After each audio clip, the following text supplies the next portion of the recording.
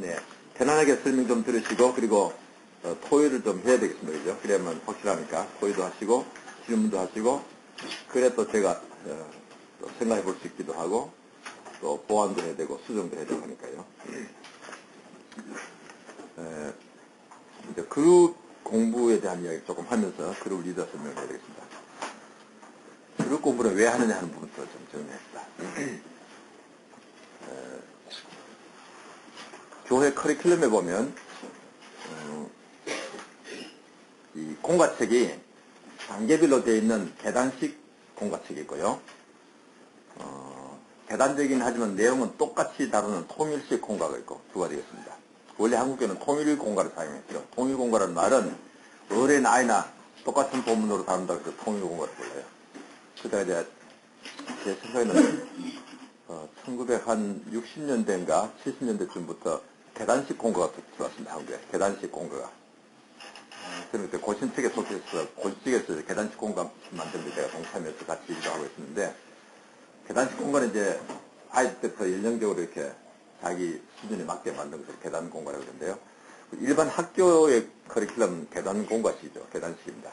그래서 되는데, 뭐가 문제냐면 일반 공부는 아이들의 지능에 맞추어서 뭐 더하기 빼기 배우고 곱하기 나누는 게 점진적으로 이렇게 계단적으로 공부하는 것이 가능한데, 성경 공부가 과연 계단적으로 돼야 되느냐 하는 것은 상당히 간단하잖아요. 어떤 본문은 어린 아이가 돼야 되고, 어떤 본문은 중학생이 돼야 되고, 어떤 본문은 어른이 돼야 되느냐 하는 것이 참 애매하다고요. 다만 이제 성경을 가르치다 보면 아이들이 좀 배우기 곤란한 부분은 예를 들면 뭐 결혼 이야기라든지 뭐 성적인 부분 이야기라든지 뭐 좀 이렇게 아이들이 좀 그렇게 거북한 내용이나 또는 좀처럼 아이들이 상상하기 힘든 그런 수준의 이야기들은 어릴 때 배우기 좀 힘들죠. 통일공부를 보면 같은 본문을 다루되 아이들에게는 아이들의 수준에 맞게 설명하고 어른들에게는 어른 수준에 맞게 설명하니까 똑같은 교재를 설명만 이렇게 설명하는 사람이 초등에서 하도록 그렇게들 많이 하고 있어요. 매일 성경이 이제 나올 때도 성인용, 청소년용을 처음에 따로 냈습니다. 청소년용은 중고등학생을 위해서 설명 좀 쉽게 하고 이렇게 썼는데, 최근에 와서는 독자들이 똑같은 본문을 이렇게 해달라 요청이 굉장히 많이 들어가지고, 왜냐하면 가정예배를 봐야 되는데 책이 본문이 다 다르니까 불편하다. 똑같은 본문을 다 할라. 그래서 고민을 많이 하다가 결국은 강행을 했는데 똑같은 본문을 다루면서 집필하는 사람이 다르게 집필하죠. 어린 용은 또 쉽게 집필하고 이렇게 하는데, 과연 쉽게가 무엇이냐, 어렵게가 무엇이냐 하는 것도 사실 그렇게 쉽지는 않습니다. 그런데 우리 일반 교회를 두고 하면, 오늘은 뭐 우리가 주일학교 이야기하는 거 아니까, 어른들이 모였을 때는 그럼 어떻게 해야 되느냐. 이거는 지식 수준의 문제보다는 처음 나오신 교인, 어느 정도 다닌 사람, 좀 오래 믿은 사람, 뭐 그런 차이가 나죠. 그래서 거기에 따라서 그럼 어떻게 해야 되느냐. 심지어 매일 성경을 초급 매일 성경하고 중급 매일 성경 만들자고 해서 한편 이렇게 집필자가 모여서 만들어도 보고 디스커스하고 다 했었는데요. 결국은 그것은 묵상의 수준이 아니다. 묵상은 초급 중급이 없다. 본문 이해에 대한 초급 중급이 있지 무슨 묵상이 초급 중급이냐. 그러니까 그 책이 안 나왔거든요. 그래서 목회자가 목회를 하면서 보면 설교를 수준을 어떻게 해야 되느냐. 그것도 참 간단하지가 않아요. 그래서 이 성경 교육은 꼭 이렇게 나누어져야 되느냐 아니냐 하는 것은 아직도 확실하지 않습니다. 하나님께서 성경을 한 권만 주셨으니까 같은 성경 가지고 뭐 어린아이도 읽고 어른도 읽고 이렇게 되어 있거든요. 일단 그것은 막연하지만 좀 이해하시고, 그 다음에 그러면 주일학교를 이렇게 학년별로 분반해서 공부하는 것이 왜 그러냐. 그건 이제 말하는 것은 아이들의 그 나이의 수준 때문에, 순전히 나이의 수준 때문에 이렇게 구분해서 그룹을 만드는 건데, 어른들은 그럼 어떻게 해야 되느냐. 어른들은 나이의 수준으로 할 수 없고, 좀 초신자만 따로 모아놓기도 좀 그렇고, 여러 가지 문제가 있어서 어른들도 그냥 그렇게 하지 않고 되게 지역별로 한다든지 뭐 편의상 나눠서 그룹을 많이 만듭니다. 그래서 그룹을 나누는 목적 자체가 좀 필요한 것 같기도 한데 막상 또 해보면 좀 불확실하기도 하고 해서, 일단 나누지만 그룹에 따라서, 그룹 리더에 따라서 조정할 수밖에 없거든요. 그래서 우선 그 개념을 좀 이해하시고 제가 설명하는 부분 좀 잘 들으시면 좋겠습니다. 첫째, 되게 그룹 성경 공부라는 말이 있는데요. 그룹 성경 공부라는 말이 한국에서는 CCC에서 한동안 많이 사용했습니다. 그렇죠? 그 소순장, 소순해서 예를 들어서 그때 집회 들어가 보니까 이렇게 한 20명씩 모여가지고 둘러앉아 사는데, 그 순장이 이제 쭉 훈련시켜가는 거 봤는데요. 왜 그럼 그룹으로 나누냐? 제가 보기에는 수가 많으면 교육이 불편해서 조그맣게 많은 것 같아요. 순전히. 수준의 차이가 아니고, 숫자가 많으면 관리하기 나쁘니까, 소수로 나누어서, 소수로 이렇게 양육해야만, 교육하기도 쉽고, 질문도 할 수 있고, 토의도 할 수 있고. 그래서 그룹 공부는 순전히 편의상이고, 서로가 모든 사람이 한 사람도 이렇게, 소외되지 않게 다 참여해서 다 같이 질문도 하고, 다 이렇게 확인해서 배워갈 수 있도록 하기 위해서, 빠뜨리지 않기 위해서 소그룹 나눈다고 보는 것이 제일 좋을 것 같아 봅니다. 근데 아직도 한국에서는 이 소그룹 모임이 주입식 교육을 하고 있거든요. 주입식 교육. 주입식 교육을 할 때는 많은 거냐 적은 거냐는 큰 차이 나잖아요. 그래도 이제 주입한 후에 받는 사람이 질문도 하고 이렇게 하려면은 수가 좀 많은 거니까 좀 작게 하긴 하는데, 원래 이 소그룹 운동이 과연 주입식 교육의 편리만을 위해서 있는 거냐, 아니면 전혀 다른 거냐 하는 부분 좀 생각을 해야 되거든요. 근데 우리가 성경적으로 또는 교회론적으로 이해하면, 그 참석하는 멤버들이 다 다르기 때문에 그룹을 해준다는 말은 그 개성의 차이 때문에 그룹으로 나눠야 되는 것이 더 큰 이유가 있어요. 개성의 차이 있는데 사람이 많으면 굉장히 복잡하니까 조금 수를 줄여서 각자 자기 개성에 맞게 이해도 하고 디스커스도 하고 다양한 그 관점과 다양한 의견과 다양한 적용을 돕기 위해서 소그룹이 필요합니다.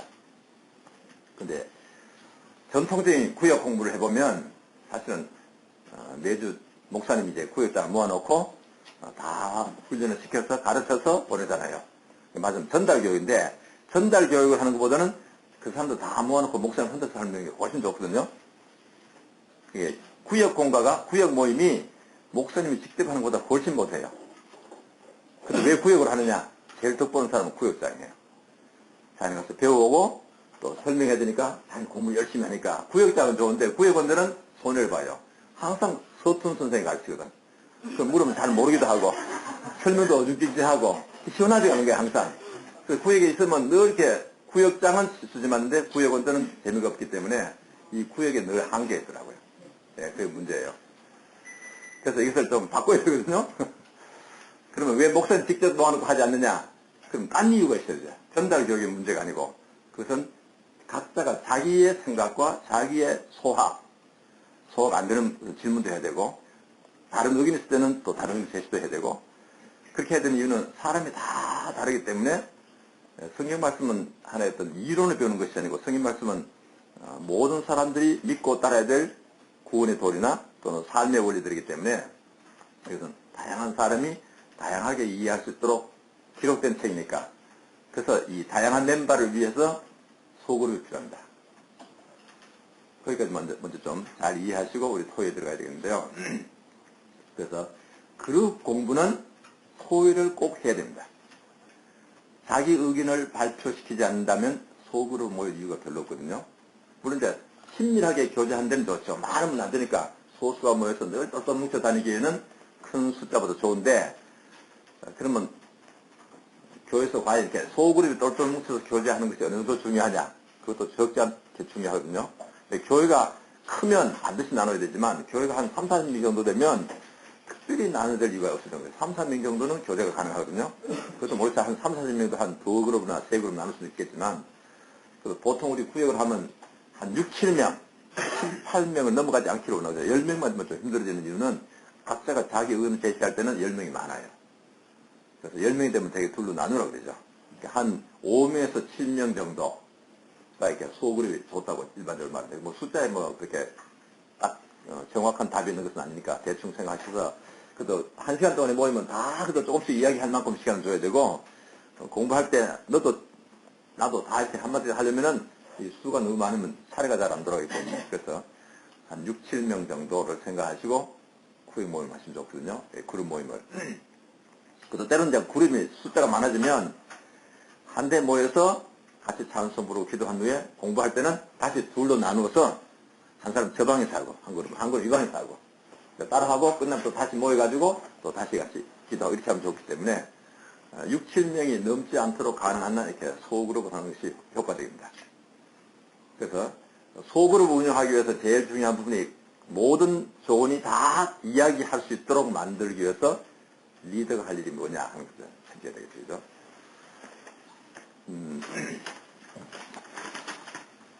리더가 할 일은 첫 번째 주의해야 될 부분은 공동체 멤버들이 다 다르다는 사실을 잘 이해했습니다. 멤버가 다 다르다는 사실을 인정하지 않으면 안 돼요. 우리 한국은 워낙 획일적인 교육을 오래 해왔죠.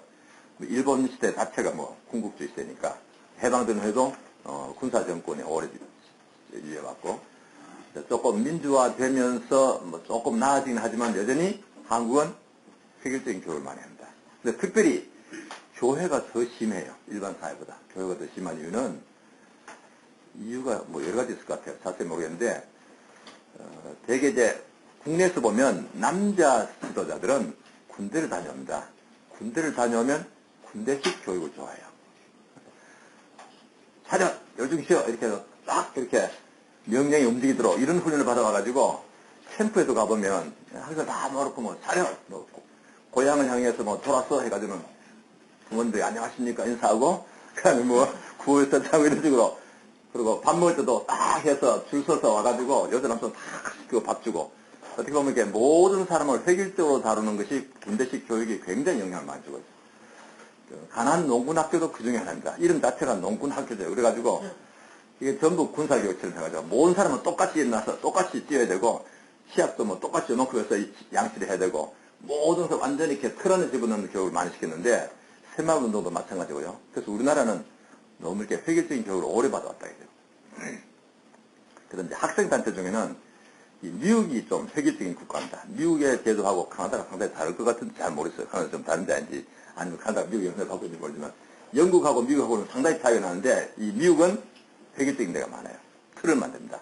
그러나 굉장히 뚜렷하게 차이가 나요. 그래서 미국에서 들어오는 모든 선교단체가 획일적입니다. 그 중에 제자훈련인 말이 바로 제자훈련이 똑같은 사람을 만드는 것입니다. 그래서 이 제자훈련은 굉장히 비성경적입니다. 그래서 제가 제자훈련 늘 반대하는 이유가 하는 방법도 틀리고 교조도 틀리고 굉장히 문제가 많거든요. 그리고 이제 바꿔서 잘하면 좋은 제자교육을 하면 좋죠. 제자훈련은. 그래서 제자훈련은 완전히 틀을 바꾸셔야 되기 때문에 제자훈련 할 때 이 개성을 완전히 살리셔야 됩니다. 그거는 성경에 굉장히 많이 나와 있죠. 어떻게 모든 지체가 같은 몸이냐? 어떻게 온몸이다 눈이며 어떻게 온몸이다 손이며 그럴 수 없잖아요.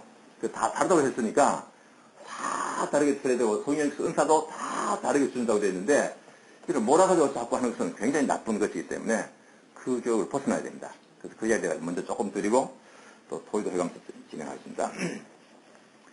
어떤 교회는 목사님이 방언하고 성령의 은사가 있으면 온 교인을 방언을 시켜요. 그건 성령 운동이 아닙니다. 성령은 모든 교인에게 방언 은사를 주지 않아요. 그런데 목사님은 모든 교인을 방언을 시키고 싶어 하거든요. 그럼 저 같은 사람들 성경 묵상을 강조하니까 우리 교인들은 다 성경 묵상을 시킵니다. 근데 성경 묵상은 은사가 아니고 성경 묵상은 모든 사람이 해야 할 일인데 다만 사람이 다르니까 묵상하는 스타일이 똑같을 수가 없잖아요. 그래서 그것을 고려하지 않은 문제가 생기거든요. 그래서 어떤 노인들은 묵상이 잘 안 되신 분도 있고 교육을 못 받은 분도 힘들기도 하고 사람마다 좀 다르기 때문에 그런 분에 대한 대책을 세우지 않으면 안 됩니다. 그래서 묵상이 잘 안 되시면 다른 방법을 해야 되고 성경 읽고 이해할 수 없는 사람은 주입수로 교육시켜야 되고 이해할 수 있는 사람은 또 자발적으로 해야 되고 그래서 교회 안에서 어느 정도는 이렇게 아무리 묵상 훈련을 시키더라도 차별 대우를 해야 되는 부분이 있거든요. 근데 성경 묵상 외에 찬송이라든지 기도라든지 전도라든지 교회 봉사라든지 이런 것은 전부 다르게 훈련시켜야지 획일적으로 하시면 안 됩니다. 그래서 모든 사람을 전도 훈련시키는 것은 잘못된 방법이고 성령께서 은사를 주지 않은 사람은 전도하면 안 돼요. 전도에 은사가 없으니까. 그러면 전혀 안 하느냐? 이해가 좀 맞는지는 모르지만 모든 사람은 기본적으로 자기 할 수 있는 일이 있잖아요. 모든 사람은. 아무리 사람이 달라도 똑같이 잠자고 밥 먹고 다 하잖아요. 모든 사람은 일단 초등학교는 다닙니다. 초등학교에 가서 우선 글도 배워야 되고 셈도 좀 배워야 되고 조금씩 역사인지 지리인지 조금씩 배워서 이 세상에서는 어느 정도 알아야 되듯이 음악도 조금 배우고 미술 조금 배우고 하다가 은사가 없으면 나중에 중단하더라도 초등학교 때는 해야 하듯이 모든 교회는 기초적으로는 전도도 조금 배우고 산수도 조금 배우고 기도도 배우고